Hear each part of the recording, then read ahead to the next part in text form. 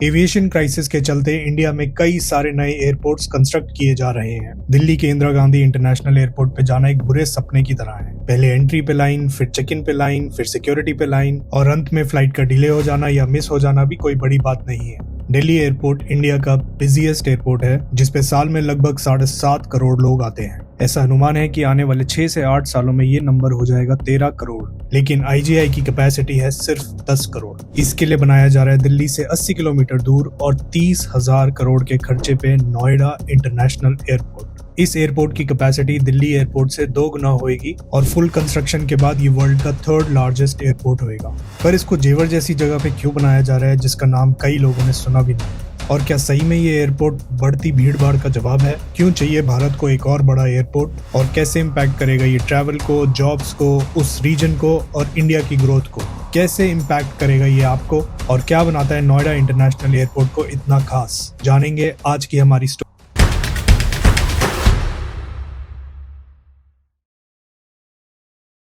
पहले समझते हैं प्रॉब्लम को।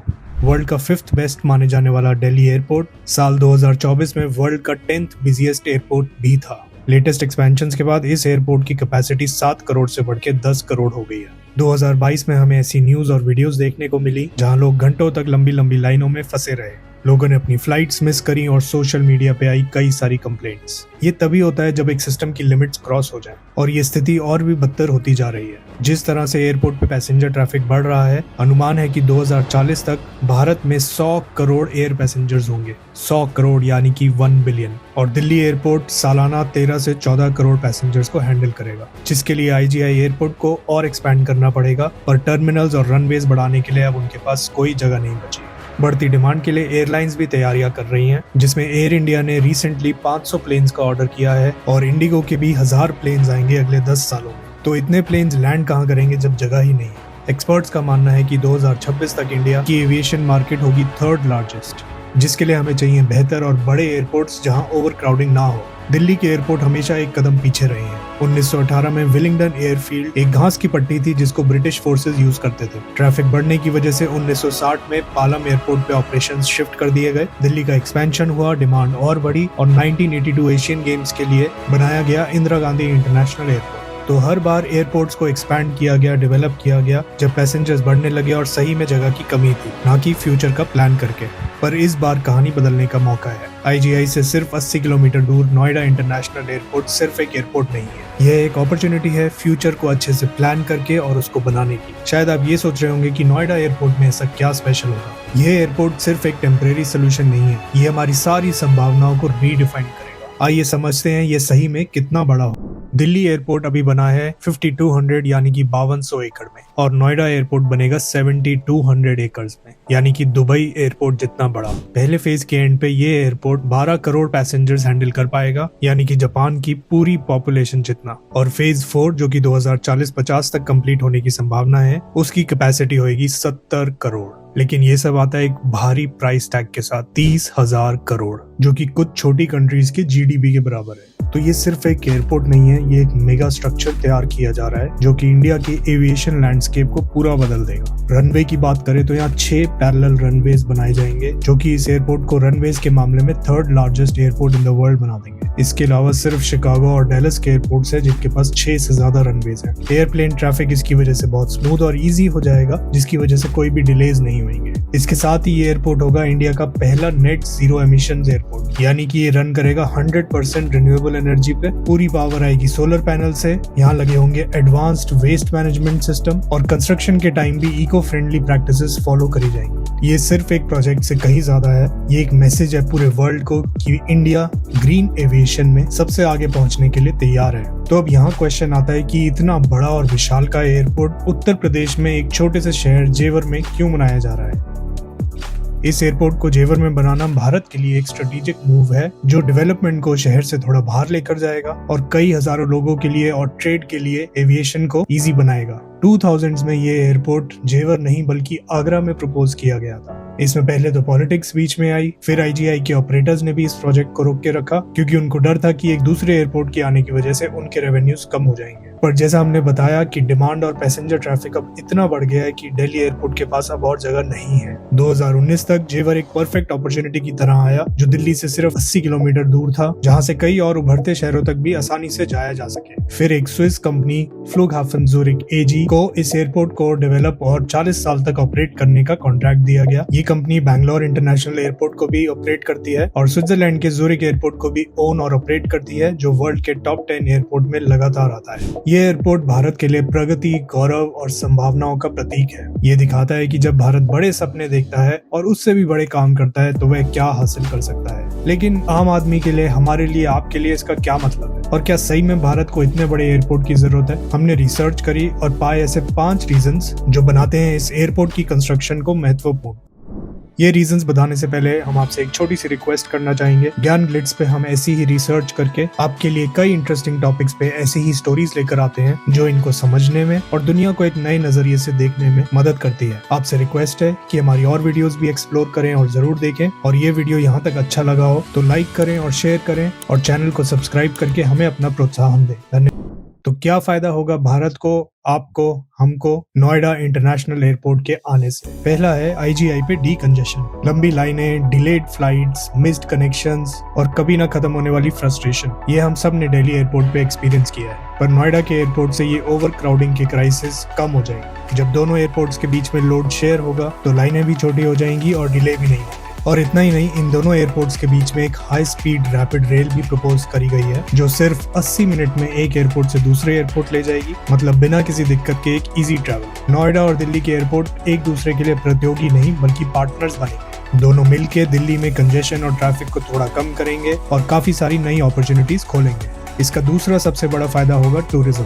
इमेजिन करें कि आप नोएडा एयरपोर्ट पे लैंड करते हैं और ताजमहल या मथुरा या वृंदावन जैसे शहरों से सिर्फ थोड़ी ही दूरी पे है। इंडिया के टूरिज्म को इस एयरपोर्ट की वजह से मिलेगा एक मैसिव बूस्ट। इतना ही नहीं, आसपास के कई और शहर जैसे जयपुर, हरिद्वार, ऋषिकेश से जाने वाले इंटरनेशनल ट्रैवलर्स के लिए ट्रैवल टाइम भी बहुत कम हो जाएगा और कंपटीशन के कारण टिकट की कीमतें भी कम हो जाएंगी, जिससे लाखों लोगों के लिए उड़ान और किफायती हो जाएगी। Yamuna expressway, Noida metro extension या आने वाले कई हाई स्पीड रेल प्रोजेक्ट्स की वजह से इस एयरपोर्ट पे आना और जाना बहुत ही सरल हो जाएगा। तो एक तरह से बाहर से आने वाले टूरिस्ट के लिए इंडिया के कई सारे फेमस डेस्टिनेशंस तक पहुंचना हो जाएगा और भी आसान।